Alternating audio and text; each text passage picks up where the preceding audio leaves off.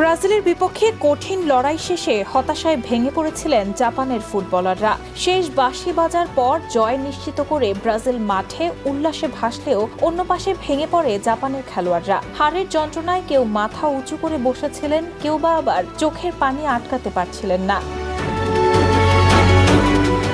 ঠিক সেই হৃদয় বিদারক মুহূর্তেই মাঠে নামেন নেইমার জুনিয়র। খেলা না খেললেও তিনি এগিয়ে যান সরাসরি জাপানি ফুটবলারদের দিকে।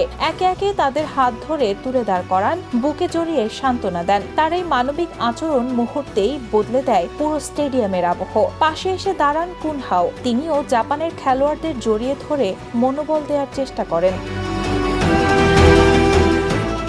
হারের পর জাপানি খেলোয়াড়দের পাশাপাশি গ্যালারিতেও নামে আবেগের ঢেউ। সমর্থকরাও কান্নায় ভেঙে পড়েন। তখন চমকপ্রদভাবে ব্রাজিলের সমর্থকদের অনেকেই জাপানি দর্শকদের পাশে দাঁড়িয়ে সান্ত্বনা দেন, যা স্টেডিয়াম জুড়ে তৈরি করে এক বিরল সৌহার্দ্যের মুহূর্ত।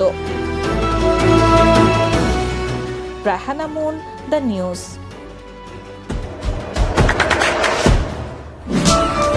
দেশে দেশে সবার সাথে, দ্য নিউজ।